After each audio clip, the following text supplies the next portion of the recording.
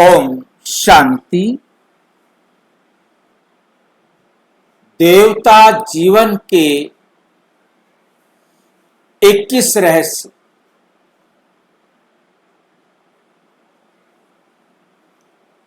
आज उसमें विशेष चिंतन हम कर रहे हैं। 22वां विषय। ये उन 21 से अलग है। विषय है मैं कौन हूं। शरीर या आत्मा, अमर आत्मा। ये एक रहस्य बदल सकता है पूरा जीवन।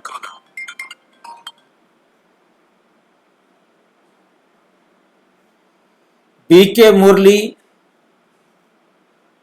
और साइंस।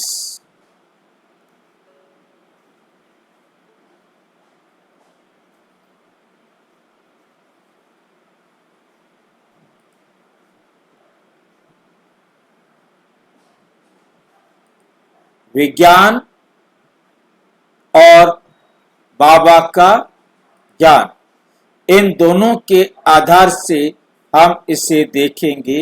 देवता जीवन के 21 रहस्य पर हम चर्चा कर रहे हैं। आज हमने एक विशेष चिंतन लिया है जो 21 से अलग 22वां। मैं शरीर हूं या इस शरीर को धारण करने वाली अमर आत्मा। यदि मैं आत्मा हूं तो जीवन, कर्म, संसाधन और अंतिम अवस्था किस चेतना से बनाऊं? यदि मैं आत्मा हूं तो जीवन नंबर 1, नंबर 2 कर्म, नंबर 3 संसाधन, नंबर 4 अंतिम अवस्था किस चेतना से बनाऊं? चेतना एक होती है, 2 होते हैं, क्या अनेक होते हैं? ये भी प्रश्न खड़ा होगा।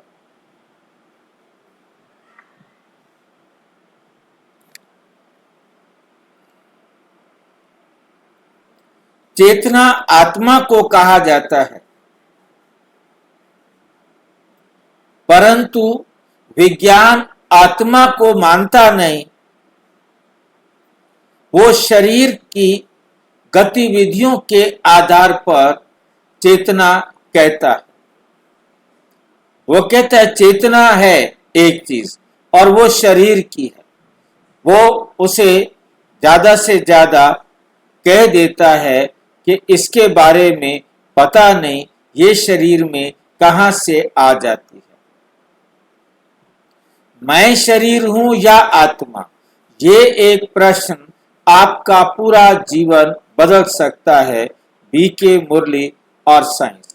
शरीर बदलता है, लेकिन मैं कौन हूं? अमर आत्मा का रहस्य क्या है? डिस्क्लेमर: ये वीडियो ब्रह्मा कुमारीज की आध्यात्मिक शिक्षाओं और बीके मुरली के संदर्भों का सामान्य व्यक्ति के लिए सरल भाषा में समझने के उद्देश्य से बनाया गया है। आत्मा, अमर आत्मा, शरीर, परिवर्तन, कर्म, कर्म बंधन, अंतमति, सोगति और मृत्यु के बाद की आत्मिक यात्रा से संबंधित बातें बीके आध्यात्मिक दर्शन के संदर्भ में प्रस्तुत की गई हैं। आधुनिक विज्ञान ने आत्मा के अमर होने, शरीर से स्वतंत्र चेतना के अस्तित्व, पुनर्जन्म अथवा मृत्यु के बाद आत्मा की यात्रा को स्थापित वैज्ञानिक तथ्य के रूप में सिद्ध नहीं किया। इसलिए इस वीडियो में बीके मुरली की आध्यात्मिक शिक्षाओं और वैज्ञानिक शोध को एक दूसरे का प्रत्यक्ष प्रमाण नहीं माना जाना चाहिए। इस वीडियो में दिए गए वैज्ञानिक संदर्भ मुख्यतः psychological flexibility, self distancing, emotion regulation, stress management और वैल्यूज बेस्ड एक्शन से संबंधित हैं। उदाहरण का उद्देश्य आध्यात्मिक विचारों को समझने में सहायता करना है, न कि आध्यात्मिक मान्यताओं को वैज्ञानिक रूप से सिद्ध घोषित करना है। साइकोलॉजिकल फ्लेक्सिबिलिटी पर मेटा एनालिटिक रिसर्च और WHO के evidence inform stress management tool ये दिखाते हैं कि थॉट्स और इमोशन के साथ अधिक जागरूक और वैल्यूज गाइडेड कहते हैं। वैल्यूज मतलब मॉरल वैल्यूज ढंग से व्यवहार करना वेल बीइंग के लिए उपयोगी हो सकता है। यदि किसी व्यक्ति की मृत्यु का अत्यधिक भय, लगातार चिंता, गहरा शोक, अवसाद या अन्य गंभीर मानसिक परेशानी हो तो योग्य मेंटल हेल्थ प्रोफेशनल या हेल्थ केयर प्रोफेशनल्स से सहायता लेना उचित है। WHO भी मानसिक तनाव और कठिन परिस्थितियों में प्रैक्टिकल कोपिंग स्किल तथा आवश्यकता पड़ने पर पेशेवर सहायता के महत्व को रेखांकित करता है। मृत्यु के बाद क्या बचता है? मृत्यु हो जाती है तो उसके बाद क्या बचता है? आत्मा। जितने भी मॉरल वैल्यूज है उनका संबंध किसके साथ है? आत्मा के साथ। एक भी मॉरल वैल्यू ऐसा नहीं है जिसका संबंध शरीर के साथ। आत्मा, कर्म और अंतिम चेतना का गहरा संबंध, गहरा रहस्य। आत्मा, कर्म और अंतिम चेतना का गहरा रहस्य। मॉरल वैल्यूज का भी आत्मा के साथ क्या रहस्य है? मैं कौन हूं? इस एक प्रश्न में छिपा है जीवन बदलने का रहस्य। यदि मैं आत्मा हूं तो मुझे जीवन कैसे जीना है? मुझे जीवन कैसे जीना चाहिए? BK मुरली और साइकोलॉजी। मैं कौन हूं? शरीर या अमर आत्मा? ये एक रहस्य है, बदल सकता है पूरा जीवन। BK मुरली प्लस साइंस। कल्पना करो आपके पास एक बहुत कीमती कार है। आप उसकी सफाई करते हैं, उस पर सर्विस कराते हैं, पेट्रोल भरवाते हैं। अगर उसमें कोई खराबी आ जाए तो परेशान भी होते हैं। लेकिन एक दिन कोई आपसे पूछे आप कौन हैं, तो क्या आप ये कहेंगे कि मैं कार हूं? क्या आप ये कहेंगे कि मैं ये कार हूं? नहीं, आप कहेंगे ये मेरी कार है, मैं इसका उपयोग करता हूं। अब जरा एक पल रुक कर सोचिए,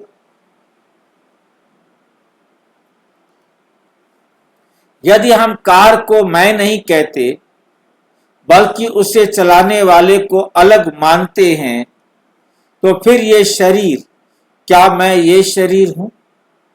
मैं इसकी रोजाना नहलाई धुलाई, खाना पिलाना सब कुछ करता हूं। इसको भी क्या कहते हैं? मेरा शरीर। मैं इस शरीर का उपयोग करने वाली चेतन सत्ता हूं। और यदि मैं वास्तव में शरीर नहीं बल्कि आत्मा हूं तो सबसे बड़ा प्रश्न उठता है, मुझे अपना जीवन किस चेतना से जीना चाहिए? मुझे अपना जीवन किस चेतना से जीना चाहिए? क्या केवल शरीर के लिए या आत्मा की स्थिति के लिए? आज तक हम इस शरीर के लिए जीते आए। शरीर चेतना है या आत्मा के लिए, आत्मा की स्थिति के लिए मुझे जीना है? मेरे कर्म कैसे हो? मेरी कमाई और संसाधनों का उपयोग कैसे हो? मेरी कमाई और संसाधनों का उपयोग कैसे हो? मेरे संबंधों में चेतना कैसी हो? और सबसे महत्वपूर्ण, यदि आज ही जीवन की अंतिम घड़ी आ जाए तो मेरे मन और आत्मा की स्थिति कैसी होगी? आज का ये वीडियो केवल मृत्यु के बारे में नहीं है, ये वीडियो है जीवन को सही दृष्टि से जीने के बारे में। और आज हम समझेंगे बीके मुरली की आध्यात्मिक दृष्टि, आधुनिक साइकोलॉजी और साइंस की सीमाओं सहित रोजमर्रा के उदाहरणों के साथ, और एक प्रैक्टिकल जीवन पद्धति के रूप में, एक प्रैक्टिकल जीवन पद्धति के रूप में। पहला और सबसे बड़ा प्रश्न, मैं कौन हूं? हम जन्म से अपना परिचय ऐसे देते हैं, मैं पुरुष हूं, मैं महिला हूं, मैं डॉक्टर हूं, मैं इंजीनियर हूं, मैं अमीर हूं, मैं गरीब हूं, मैं फला परिवार से हूं। लेकिन ध्यान दीजिए, ये सब भूमिकाएं और पहचाने हैं। तो फिर भूमिका निभाने वाला को,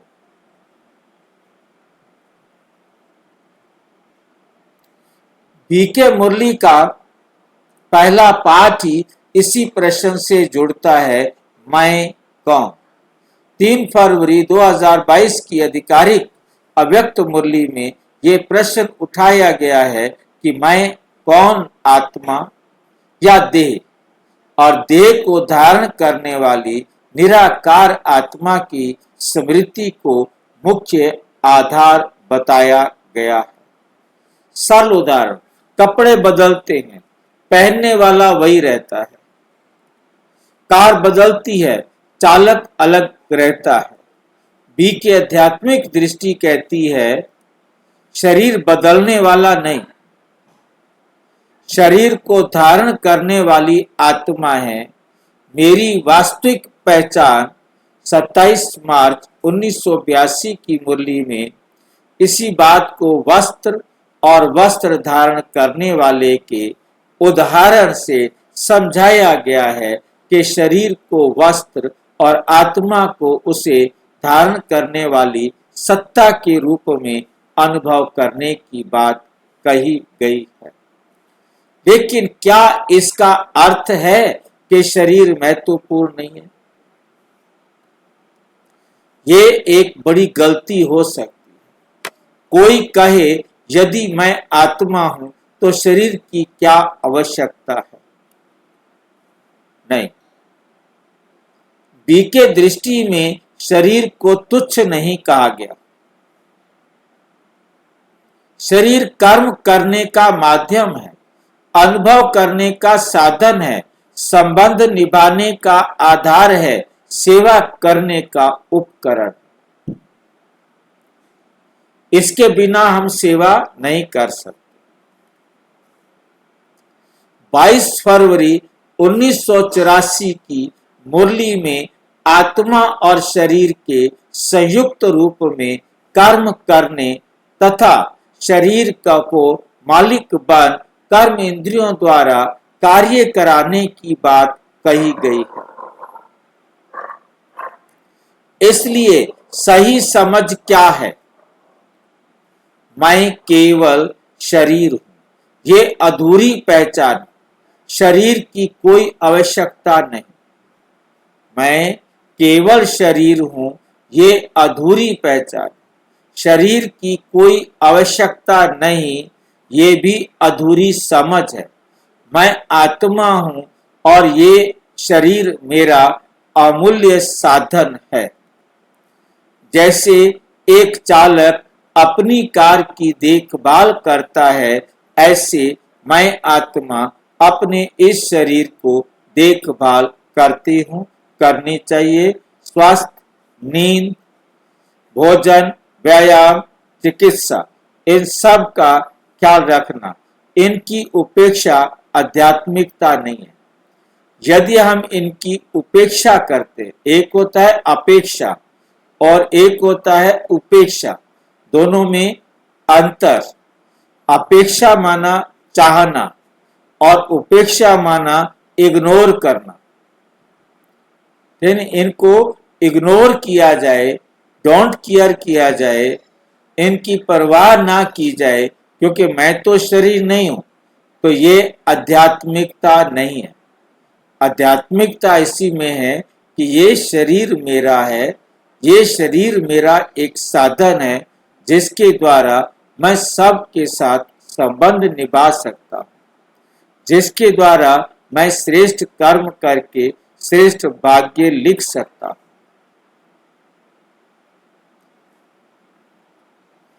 साइंस यहाँ क्या कहती है, साइंस क्या कहती है यहाँ पर। अब हम बहुत ईमानदारी से विज्ञान की बात समझते हैं। आधुनिक विज्ञान और न्यूरोसाइंस मस्तिष्क, चेतना, स्मृति और अनुभवों का अध्ययन करते हैं। साइंस विज्ञान में मतलब आत्मा नहीं कहा जाता, परंतु क्या कहा जाता है, ये हमारा मस्तिष्क है, इसमें एक चेतना है, इसमें स्मृति है, इसमें ही अनुभव होता है। सब कुछ इस मस्तिष्क में होता है। मस्तिष्क के अंदर तीन काम है, चेतना, स्मृति और अनुभवों का अध्ययन करते हैं। लेकिन विज्ञान ने आत्मा के अमर होने को स्थापित विज्ञान तथ्य के रूप में सिद्ध नहीं किया है। वो इस बात को नहीं मानता कि भी आत्मा अमर है। इसलिए इस वीडियो में बीके मुरली की आत्मा की अमरता की शिक्षा को आध्यात्मिक दर्शन के रूप में प्रस्तुत किया जा रहा है, वैज्ञानिक निष्कर्ष के रूप में नहीं। लेकिन साइकोलॉजी एवं एक महत्वपूर्ण बात अवश्य बताती है, मनुष्य केवल अपनी तत्काल थॉट्स और इमोशन के अनुसार प्रतिक्रिया देने की ओर मजबूर नहीं है। व्यक्ति कुछ मानसिक दूरी बनाकर अपनी स्थिति को देख सकता है और प्रतिक्रिया चुन सकता है। सेल्फ डिस्टेंसिंग पर एक्सपेरिमेंटल स्टडीज की मेटा एनालिसिस में इस दृष्टिकोण को इमोशन रेगुलेशन के लिए उपयोग किया गया है। यहाँ एक उपयोगी समानता समझिए। बीके कहती है, मैं शरीर से अलग आत्मा हूँ। साइकोलॉजी कहती है, मैं अपने विचार और भावनाएं नहीं हूँ, मैं उन्हें देख और उनके प्रति प्रतिक्रिया चुन सकता हूँ। मैं कौन हूँ? मैं आत्मा नहीं कह रहे हैं, परंतु मैं, बस मैं का मतलब मैं अपने विचार और भावनाएं नहीं, क्योंकि मैं अपने विचारों को देख सकती हूँ, विचारों को बदल सकती हूँ, और मैं भावनाएं भी नहीं हूं, मैं भावनाएं भी नहीं हूं, विचार भी नहीं हूं, भावनाएं भी नहीं हूं। मैं उन दोनों को देख सकती हूं, उनके प्रति प्रतिक्रिया चुन सकती हूं, मैं उनको बदल भी सकती हूं। उनके प्रति कोई भी क्रिया लेनी है, प्रतिक्रिया, तो मैं ले सकती हूं। लेने के साथ जो शब्द प्रयोग किया, चुन सकती हूं कि मैं इसके साथ ऐसे करूं या ऐसे करूं। प्रतिक्रिया को चुन सकती हूं कि मैं उसे तुरंत रिएक्शन प्रतिक्रिया करके उसको दुख दूं, और या मैं थोड़ा सोचकर उसे सुख दूं।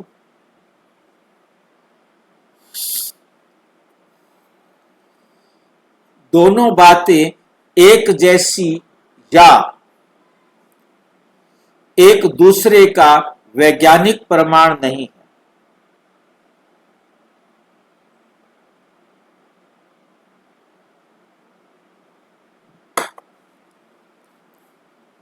लेकिन व्यवहारिक स्तर पर एक समान प्रश्न उठाती है।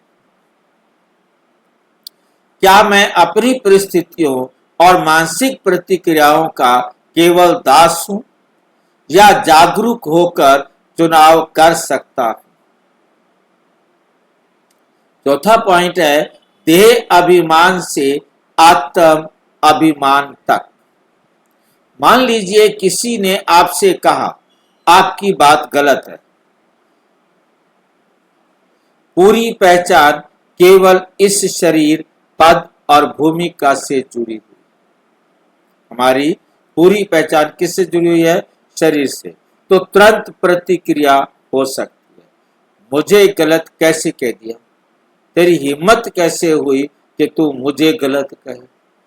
मैं गलत हूं? तू तो सारा का सारा गलत है, तेरी तो कहीं कोई बात ही ठीक नहीं है। प्रतिक्रिया तुरंत हो जाएगी।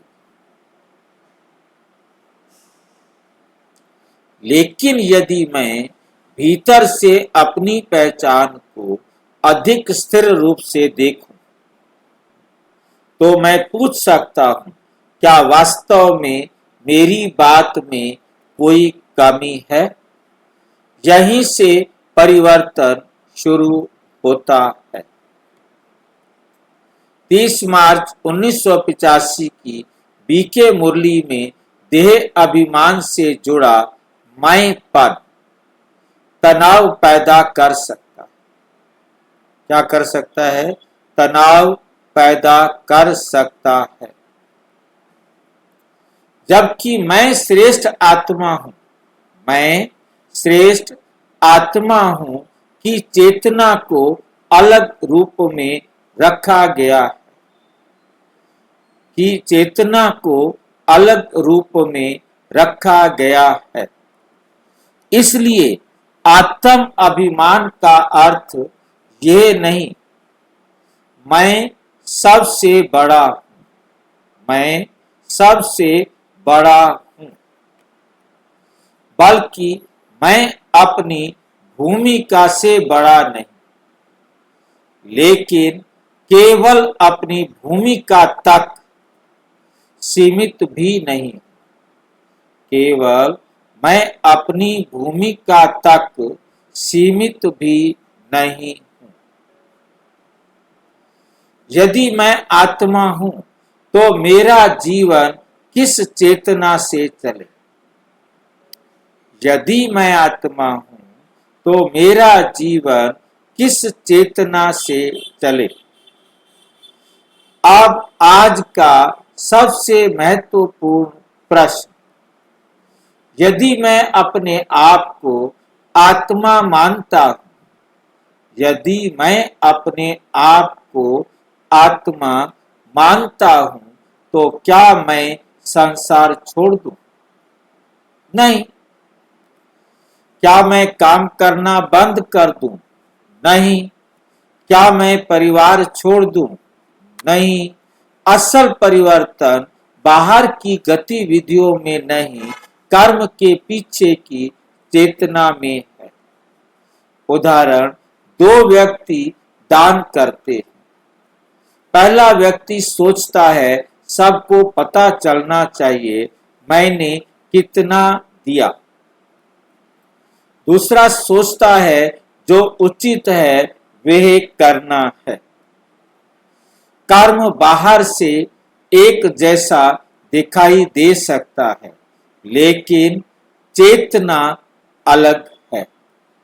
5 अप्रैल 1981 की मुरली में मैं क्या हूं की धारणा को कर्म की दिशा से जोड़ा गया है और श्रेष्ठ आत्मा की पहचान के आधार पर कर्म को स्पष्ट करने की बात कही गई है। यही है, पहचान बदलती है तो कर्म की गुणवत्ता भी बदल सकती है।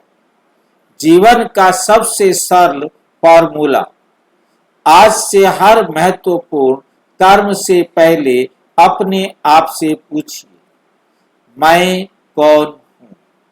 फिर मैं क्या करने जा रहा हूं? फिर मैं ये कर्म किस चेतना से कर रहा हूं? क्रोध से, अहंकार से? किससे कर रहा हूं? क्रोध से कर रहा हूं, अहंकार से कर रहा हूं, या शांति से, कर्तव्य से, प्रेम से? क्योंकि ये तीन आत्मा के गुण हैं और ये तीन देह के। यदि मैं ये कर्म किस चेतना से कर रहा हूं, क्रोध से, अहंकार से, देह भान से, क्योंकि देह अभिमान में ये सारे क्रोध, भय, ईर्ष्या, चिंता, चिड़चिड़ापन, निराशा, मैं कोई भी कर्म यदि किसी भी विकार के वशीभूत होकर कर रहा हूं तो मैं देह अभिमानी हूं, मैंने अपने आप को नहीं जाना। शांति से कर रहा हूं तो सत्य से, यही है आत्मिक चेतना का कर्म में लाना। यही है आत्मिक चेतना को कर्म में लाना। तन, मन, धन और जन केवल मेरा या एक जिम्मेदारी? अब दूसरा गहरा प्रश्न, हम कहते हैं मेरा शरीर, मेरा मन, मेरा पैसा, मेरा परिवार, मेरे लोग। लेकिन बीके मुरली एक गहरा सेल्फ चेक देती है, जो कुछ मिला है उसका उपयोग किस लिए हो रहा है। 29 अक्टूबर 1987 की अव्यक्त मुरली में तन, मन, धन और संबंध, जन, चारों शक्तियों को जीवन की सफलता के लिए महत्वपूर्ण बताया गया है। 19 नवंबर 1989 को मुरली में भी तन, मन, धन और जन को भाग्य और प्राप्ति के व्यापक संदर्भ में रखा गया है। लेकिन इसका अर्थ सामान्य व्यक्ति के लिए क्या है? तन, क्या मैं अपने शरीर का उपयोग केवल भोग और सुविधा के लिए कर रहा हूं, या अच्छे कर्म, स्वस्थ और उपयोगी कार्य के लिए भी? मन, क्या मेरा मन हर समय चिंता, शिकायत और तुलना में खर्च हो रहा है, या सीखने, प्रेम और श्रेष्ठ संकल्पों में? जब आता है श्रेष्ठ संकल्पों में तो इसका मतलब समझ लेना है श्रीमत के अनुसार। श्रेष्ठ संकल्प परमात्म मत के अनुसार आते हैं। श्रीमत केवल और केवल एक परम पिता, परम आत्मा शिव ही दे सकते। धन, क्या धन केवल संग्रह के लिए है? परिवार की सुरक्षा, शिक्षा, जिम्मेदारी और समाज के उपयोग के लिए भी? जन और संबंध, क्या मैं लोगों को अपना अधिकार समझता हूं, या संबंधों की जिम्मेदारी प्रेम के साथ निभाता हूं? जहां ये प्रेम के साथ निभाना है, ये लाइनें चारों में तन, मन, धन और जन के लिए बहुत अच्छी तरह से समझ लेना है कि हमने इस तन को परमात्मा की श्रीमत के अनुसार चलाना। परमात्मा श्रीमत के अनुसार चलाना है, मन का भी परमात्मा श्रीमत के अनुसार चलाना है, धन को भी परमात्मा की श्रीमत के अनुसार खर्च करना है और जन भी श्रीमत के अनुसार उनके साथ व्यवहार में आना। तो ये है तन, मन, धन और जन के प्रति मुझ आत्मा का दृष्टिकोण। एक परिवार का उदाहरण। एक पिता दिन रात काम करता है, उसका उद्देश्य है मेरे बच्चों के पास सब कुछ होना चाहिए। वे बहुत धन कमाता है, लेकिन बच्चों से बात करने का समय नहीं। स्वास्थ्य खराब, मन तनाव में, परिवार के साथ बैठने की फुर्सत नहीं। अब प्रश्न है, क्या उसने संसाधन बनाए? हाँ, लेकिन क्या संसाधनों ने जीवन को बनाया या जीवन ने संसाधनों के लिए स्वयं को खो दिया? हमने इन साधनों को प्राप्त करने के लिए सारा जीवन खपा दिया। एक मकान बनाने के लिए सारी जिंदगी कमा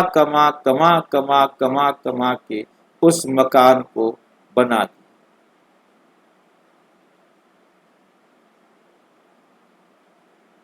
क्या ये हमारे साथ चलेगा मकान?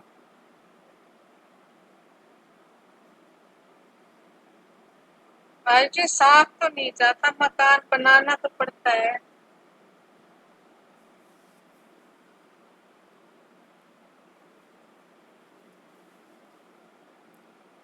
किसके लिए बनाए मकान?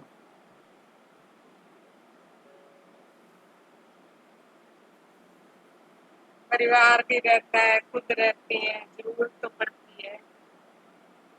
पूत कपूत तो क्यों धन संचय, पूत सपूत तो क्यों धन संचय। ये तो भाई जी अधिक के लिए बोला गया है। किसके छत तो लिए? होनी चाहिए ना, रहने के लिए छत तो सबको जरूरी है। किराए पर रहो, टेंशन फ्री रहो, पापा पेंट कराना है के पास भाई जी है दो तीन मकान, वो तो ज्यादा, एक ही है अपना खुद का, तो ठीक है ना। भाई जी किराएदार को तो हमेशा टेंशन लगा रहेगा। हाँ जी, किराएदार को तो हमेशा टेंशन लगा रहेगा।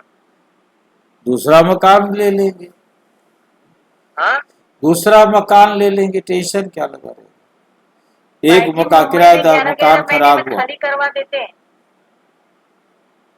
खाली करवा देते। हाँ, 11 महीने में नोटिस तुमको मिल गया, ब्रोकर आएगा, चलो खाली करो, उसका ब्रोकरेज बनता है, नहीं तो उसको ब्रोकरेज दो। भाई जी किराए के मकान में रहना आसान नहीं है। एक ही कमरा देते हैं और बहुत नखरे करते हैं, यहाँ ऐसे सफाई नहीं की।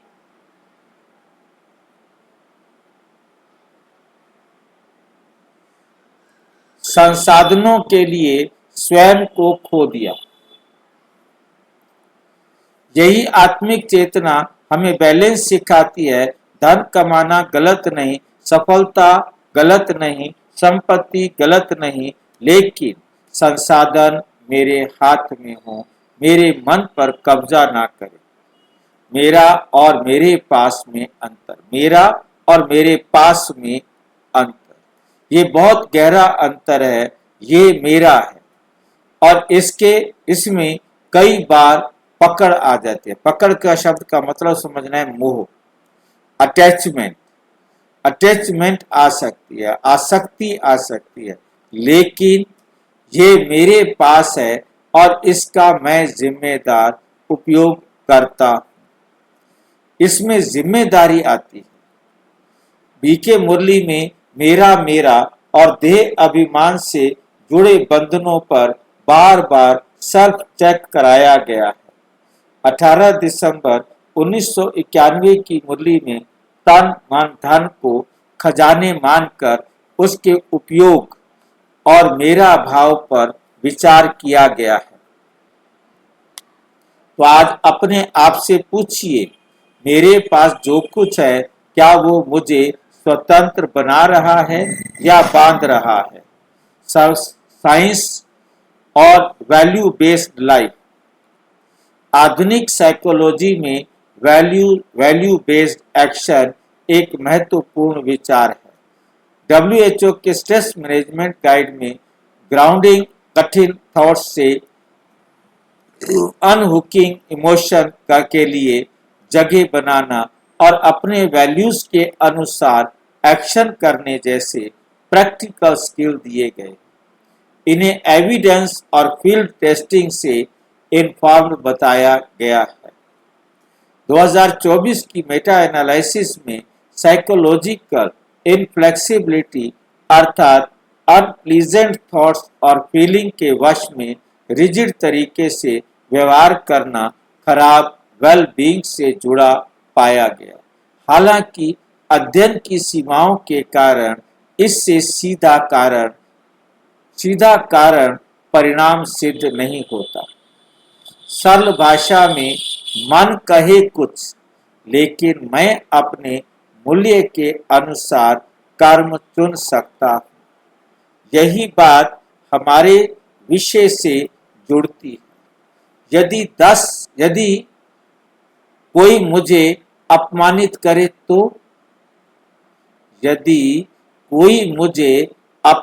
करे तो, मान लीजिए किसी ने आपको सार्वजनिक रूप से अपमानित किया, मन में क्रोध आया, ये स्वाभाविक हो सकता है। अब दो रास्ते हैं। पहला, तुरंत हमला, अपमान के बदले अपमान, फिर पछतावा।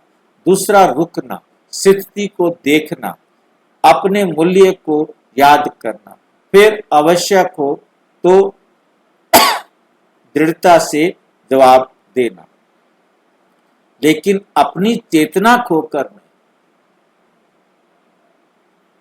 अपनी चेतना का मतलब है आत्मिक सम्मान, स्वामान को खोकर के नहीं।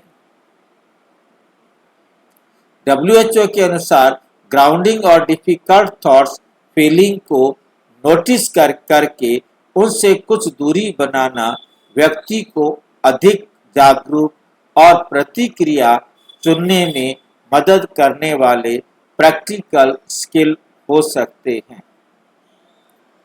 यही इस वीडियो का महत्वपूर्ण सूत्र है। भावना आई, लेकिन मैं भावना नहीं। विचार आया, लेकिन मैं हर विचार का आदेश मानने के लिए बाध्य नहीं हूं। अमर आत्मा का अर्थ क्या है? बीके आध्यात्मिक दर्शन में शरीर नश्वर है, लेकिन आत्मा अविनाशी और चेतन सत्ता माना जाता है। इस दृष्टि से मृत्यु को केवल शरीर का परिवर्तन समझा जाता है, आत्मा का अंत नहीं। लेकिन यहाँ फिर स्पष्ट करना आवश्यक है, ये बीके आध्यात्मिक दर्शन है। आधुनिक विज्ञान ने आत्मा के शरीर से स्वतंत्र अस्तित्व और मृत्यु के बाद उसके निरंतर अस्तित्व को स्थापित वैज्ञानिक तथ्य के रूप में प्रमाणित नहीं किया है। इसलिए इस विषय को हम दो स्तरों पर समझें। आध्यात्मिक प्रश्न, मैं वास्तव में कौन हूं और मृत्यु के बाद मेरी यात्रा क्या है? वैज्ञानिक प्रश्न, तना कैसे उत्पन्न होती है? तना कैसे उत्पन्न होती है और मस्तिष्क के साथ उसका क्या संबंध है। दोनों क्षेत्रों के प्रश्न और पद्धतियां अलग हैं। अंतमति सो गति क्या से केवल 10 सेकंड महत्वपूर्ण है। अब मैं एक बहुत गहरा प्रश्न, यदि किसी व्यक्ति ने पूरा जीवन गलत तरीके से बिताया और अंतिम 10 सेकंड में एक अच्छा विचार आ गया, तो क्या सब बदल जाएगा? या यदि कोई व्यक्ति अच्छा जीवन जीता रहा लेकिन अंतिम क्षण में मन परेशान हो गया, तो क्या सब नष्ट हो जाएगा?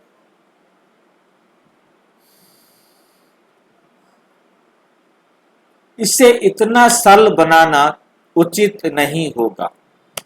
बीके मुरली में अंतमति सो गति का अंतिम अवस्था और चेतना की तैयारी के संदर्भ में देखा जाता है।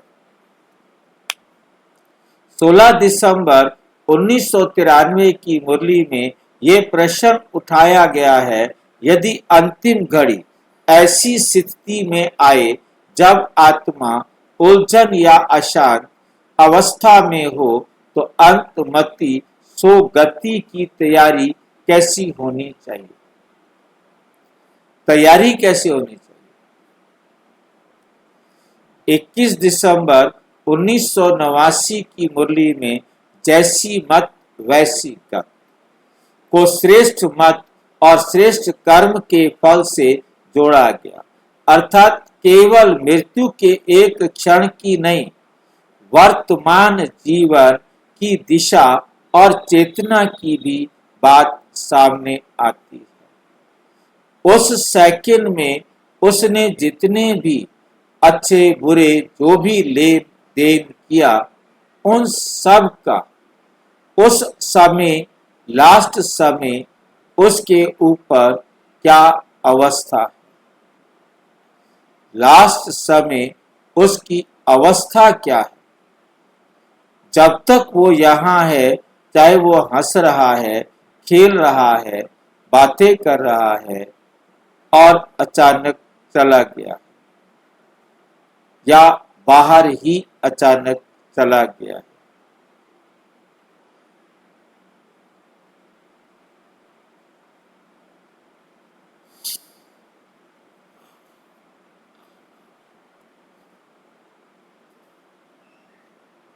दिशा और चेतना की भी बात सामने आती है।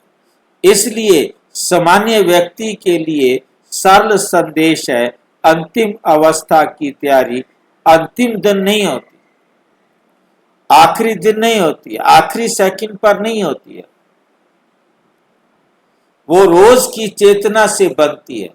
आज मैं क्या सोचता हूं, आज मैं कैसे प्रतिक्रिया देता हूं, आज मेरे संस्कार क्या बन रहे हैं, आज मेरी प्राथमिकताएं क्या हैं, यही सब धीरे धीरे मेरी आंतरिक स्थिति बनाते, मेरी आंतरिक स्थिति बनाते हैं। अंतिम समय की तैयारी का सबसे अच्छा तरीका क्या है?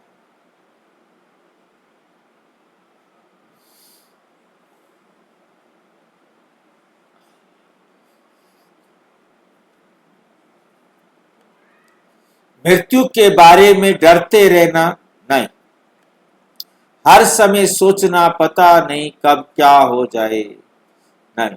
सबसे श्रेष्ठ तैयारी है आज को सही चेतना से जीना। यदि आज मैं शांति का अभ्यास करता हूं, आज मैं अपने मन को साफ करता हूं, आज मैं किसी से अनावश्यक द्वेष कम करता हूं, आज मैं जिम्मेदारी से कर्म करता हूं, आज मैं अपने संसाधनों, हजारों फोटो हैं, आज अपने संसाधनों के हजारों फोटो हैं, महत्वपूर्ण डॉक्यूमेंट्स हैं, कॉन्टैक्ट्स हैं, मैसेज हैं, लेकिन बैटरी केवल एक परसेंट रही है। अब फोन कितना महंगा है ये महत्वपूर्ण है, लेकिन उससे पहले एक प्रश्न, क्या उसमें अभी ऊर्जा है?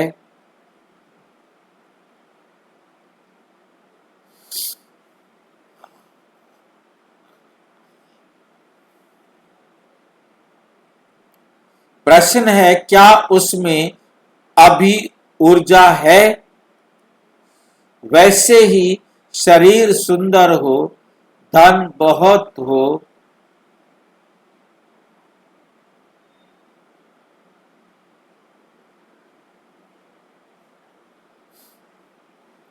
वैसे ही शरीर सुंदर है, धन बहुत है, पद बड़ा है, घर शानदार है, लेकिन यदि भीतर शांति नहीं है, संतोष नहीं है, स्वामान नहीं है,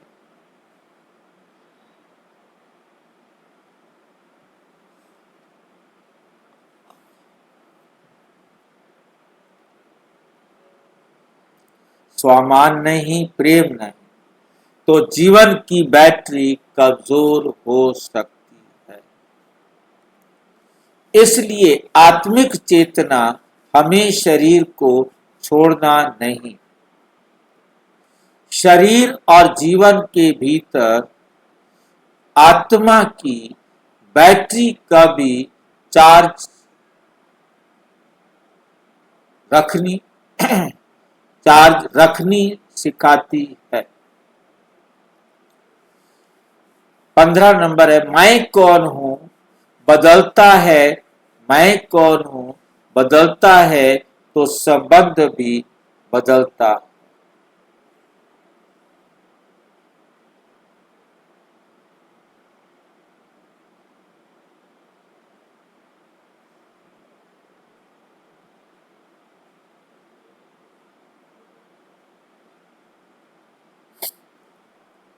यदि मैं केवल देह अभिमान से देखता हूं तो सामने वाला मेरा अपना है, मेरा पराया है, मेरा दुश्मन है, मेरा समर्थक है। लेकिन यदि मैं स्वयं को आत्मा और दूसरों को भी एक चैतन्य आत्मा के रूप में देखने का अभ्यास करूं तो शायद व्यवहार में सम्मान बढ़े, गुस्सा कम हो, सुनने की क्षमता बढ़े। तुम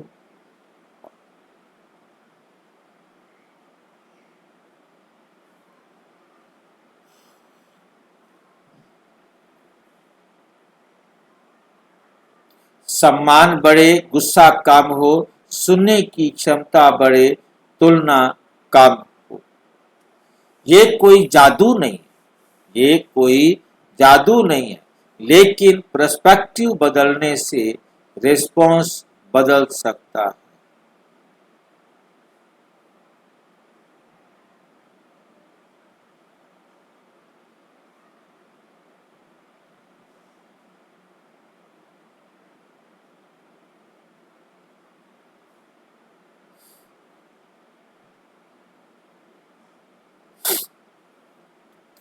लेकिन पर्सपेक्टिव बदलने से रेस्पॉन्स बदल सकता है, और रिलेशनशिप का बड़ा हिस्सा रेस्पॉन्स से बनता है। एक छोटा प्रयोग, 24 घंटे के लिए कल सुबह से केवल 24 घंटे के लिए प्रयोग कीजिए। जब भी आप मैं शब्द बोले, एक सेकंड रुके और मन में पूछे, ये मैं कौन?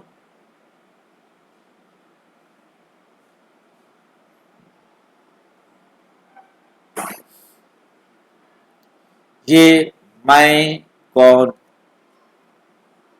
आप कोई प्रशंसा करे तो अपने आप से प्रश्न पूछे, मैं कौन?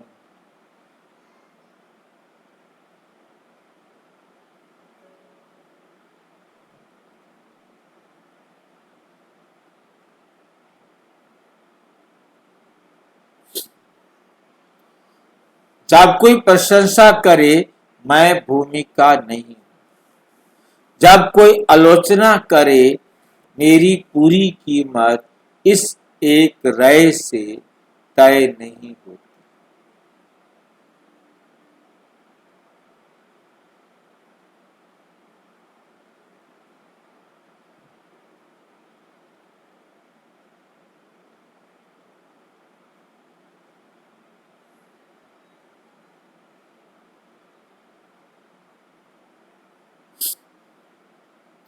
मेरी पूरी कीमत इस एक राय से तय नहीं होती।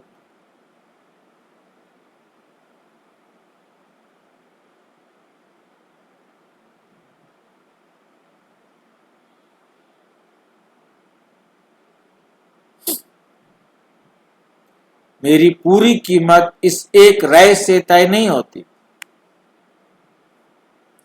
जब शरीर थके मुझे अपने शरीर की देखभाल करनी है, जब मन परेशान हो मुझे विचारों को देखना, उसमें डूबना नहीं।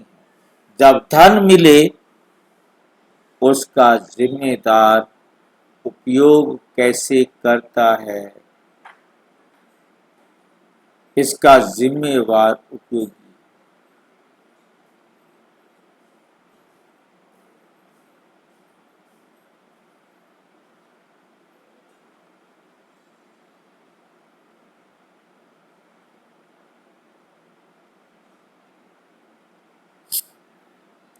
और इसका जिम्मेवार उपयोग कैसे है? जब कोई संबंध मिले इसे अधिकार से नहीं जिम्मेदारी और प्रेम से कैसे निभाऊं।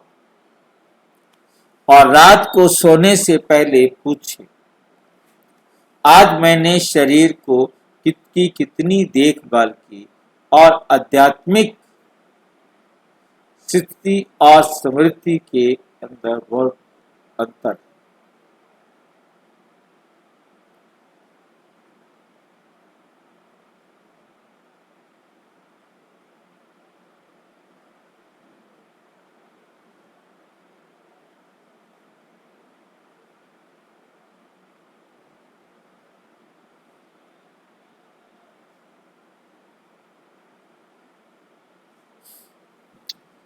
और आत्मिक स्थिति की कितनी?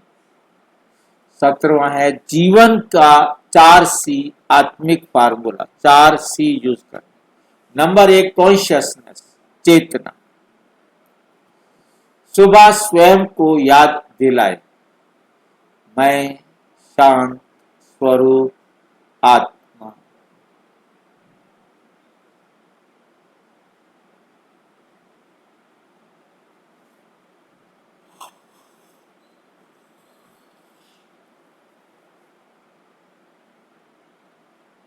सुबह स्वयं को याद दिलाइए मैं केवल भूमि का नहीं हूं, मैं एक जागरूक चेतन आत्मा।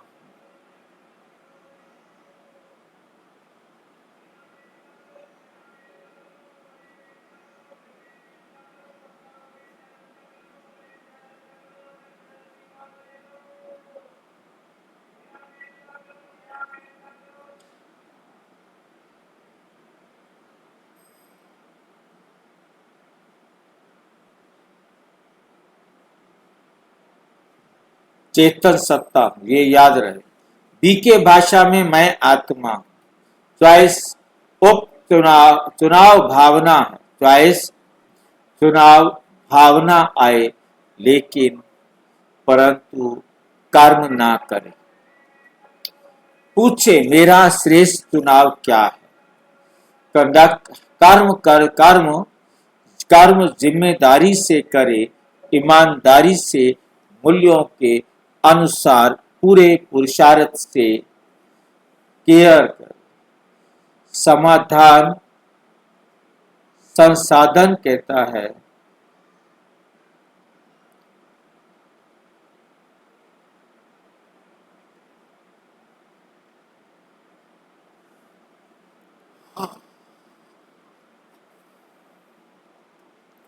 तन मन धन समय और संबंध। इनको केवल मेरा नहीं, मेरी जिम्मेदारी भी है।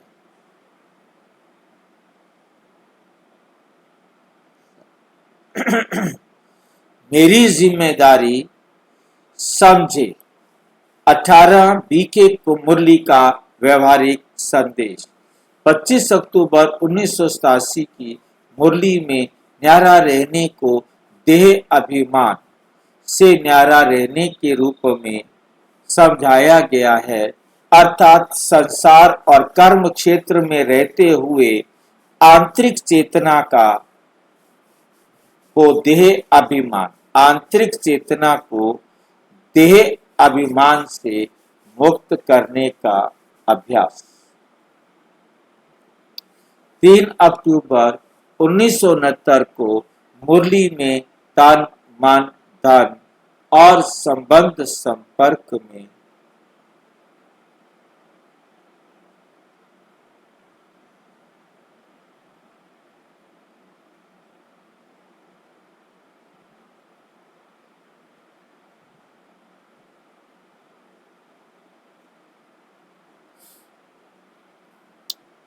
और संबंधों के उपयोग को श्रीमत के आधार से जोड़ते हुए विशेष रूप से मन के संकल्पों पर सेल्फ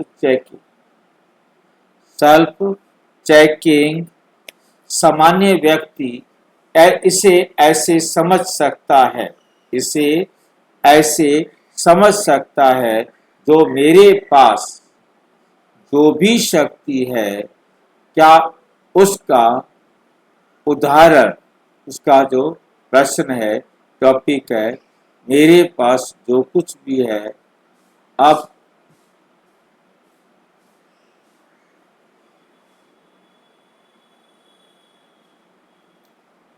क्या उसका उपयोग केवल मेरी इच्छा के लिए हो रहा है, या क्या उसमें कोई श्रेष्ठ उद्देश्य है, ये सोचना।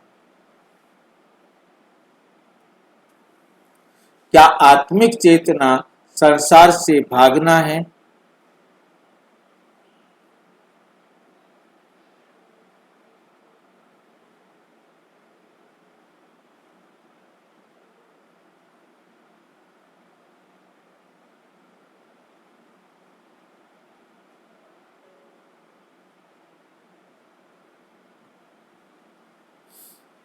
क्या आत्मिक चेतना संसार से भागना है? बिल्कुल नहीं। एक अच्छा शिक्षक आत्मिक चेतना के साथ बेहतर पढ़ा सकता है। एक डॉक्टर अधिक करुणा से सेवा की तरफ आ जाता है।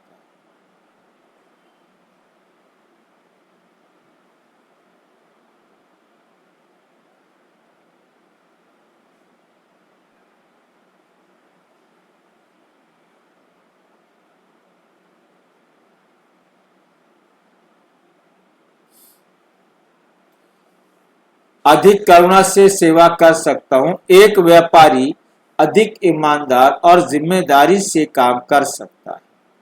एक माता पिता अधिकार की जगह प्रेम और मार्गदर्शन दे सकता है, प्रेम भी दे सकता है और मार्गदर्शन भी दे सकता है।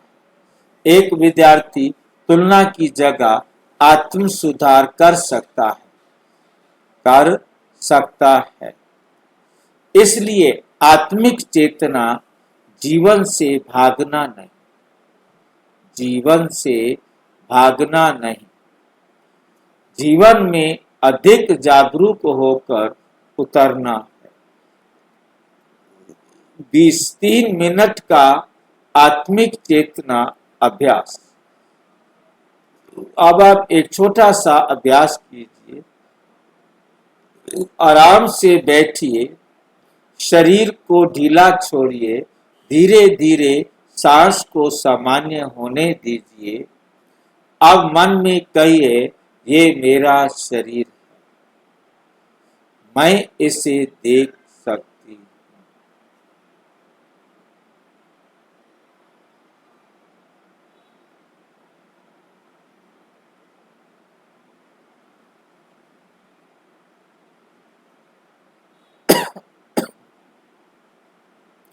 आप मन में कहिए, ये मेरा शरीर है, मैं इसे देख सकता हूँ, मैं अपने विचारों को देख सकता हूँ, मैं अपनी भावनाओं को अनुभव कर सकता हूँ। अब अपने आप से पूछिए, यदि मैं इन सब को देख और अनुभव कर सकता हूँ तो मैं कौन? बी के आध्यात्मिक अभ्यास की भाषा में मैं कौन?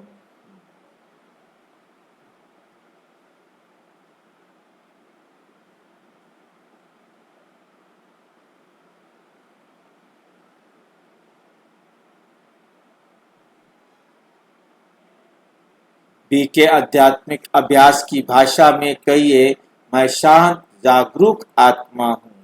फिर ये शरीर मेरा साधन है, मेरा मन मेरी जिम्मेदारी है, मेरे संसाधन, मेरा व्यवहार, फिर वही कर्म मेरे संस्कार के बने हुए।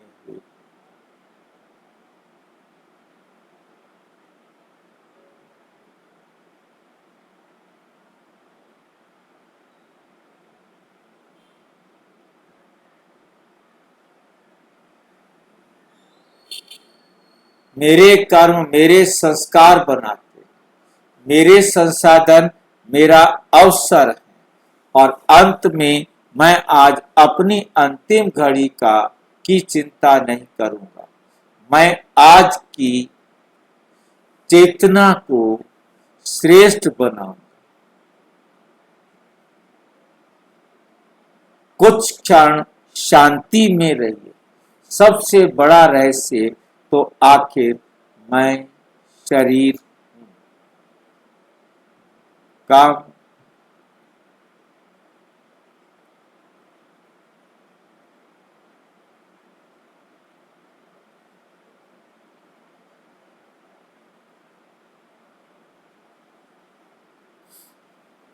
सबसे बड़ा रहस्य तो आखिर में शरीर हूं या आत्मा। अभी के आध्यात्मिक दृष्टि कहती है, मैं इस शरीर को धारण करने वाली आत्मा। लेकिन यदि हम इस दृष्टि को केवल एक दार्शनिक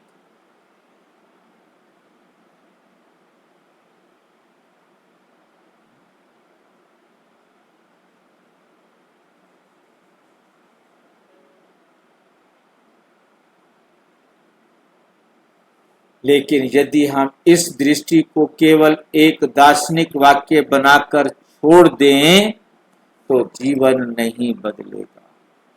असली प्रश्न है, यदि मैं आत्मा हूं तो मेरा जीवन भी आत्मिक चेतना से चल रहा है।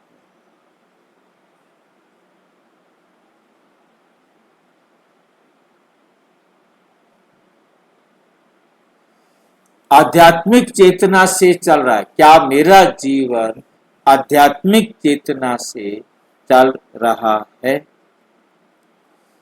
क्या शरीर का ध्यान रखता हूं, लेकिन शरीर को ही सब कुछ नहीं मानता?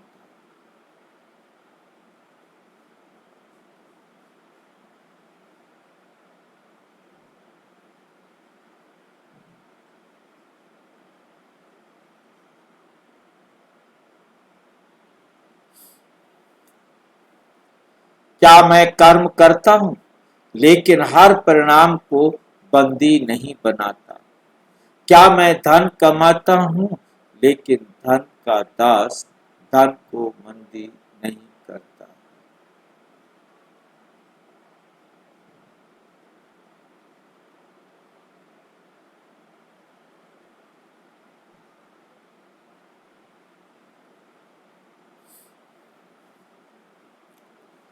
क्या मैं संबंध निभाता हूं?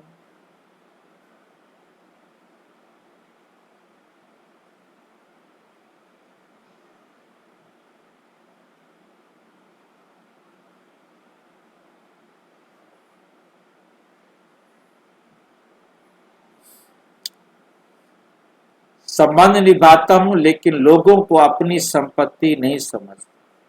क्या मैं हर दिन अपनी चेतना को ऐसा बनाता हूँ कि अंतिम अवस्था की तैयारी जीवन के हर दिन पर होती रहे? यही जीवन का सबसे गहरा आध्यात्मिक रहस्य है।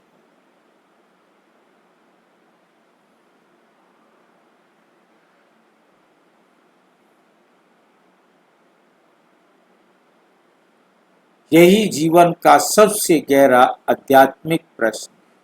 आज का मुख्य संदेश, यदि मैं केवल शरीर हूं तो मेरा जीवन बाहरी परिस्थितियों से चलेगा, लेकिन यदि मैं स्वयं को एक जागरूक आत्मा के रूप में अनुभव करता हूं तो मैं शरीर, मन, बुद्धि, संसाधन और संबंधों का अधिक प्यार,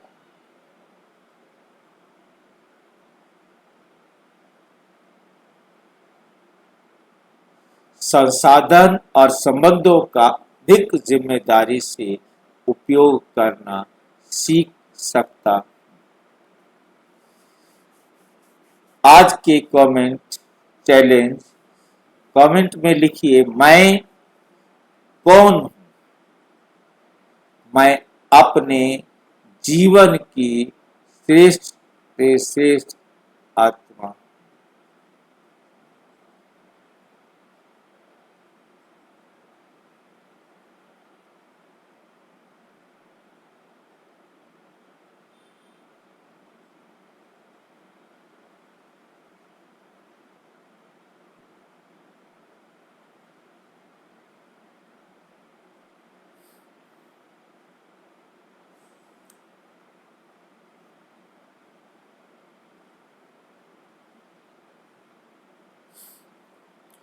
मैं अपने जीवन को श्रेष्ठ चेतना से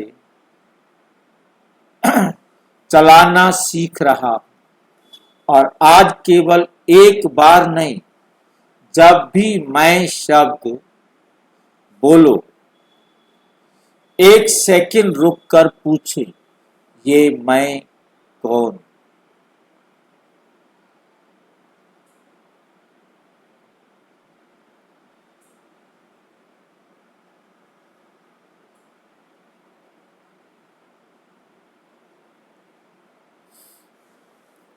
ये एक सेकंड रुक कर अपने आप से पूछना। कॉल टू एक्शन, यदि आपको देवता जीवन के 21 रहस्यों का आध्यात्मिक बाबा का उपयोगी लग रहा है तो लाइव जुड़ने के लिए शाम को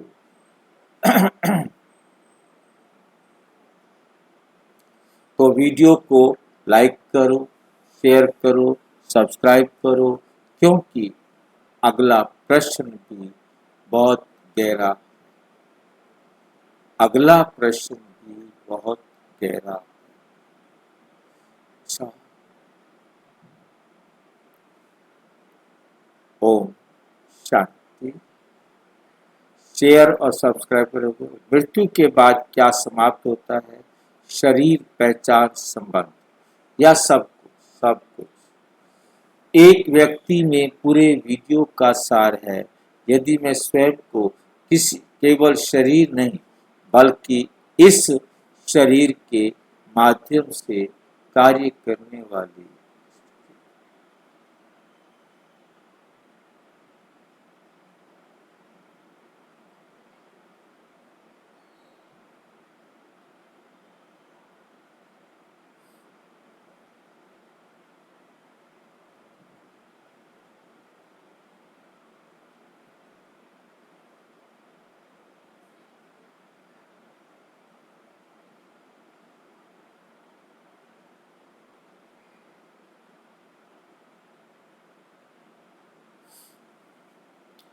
शरीर के माध्यम से कर्म करने वाली जागरूक आत्मा मानूं तो मेरा शरीर साधन, मन जिम्मेदारी, संसाधन अवसर, कर्म संस्कार, निर्माण और न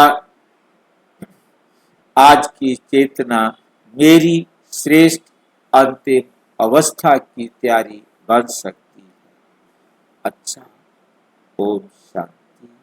और विस्तार से जानने के लिए प्रजापिता ब्रह्मा कुमारी ईश्वरीय विश्वविद्यालय के किसी भी सेवा केंद्र पर संपर्क करें और यदि कोई प्रश्न है तो 9213106986 पर सेवा की और व्हाट्सएप करना है तो 9650692270 पर व्हाट्सएप करें, फोन नहीं।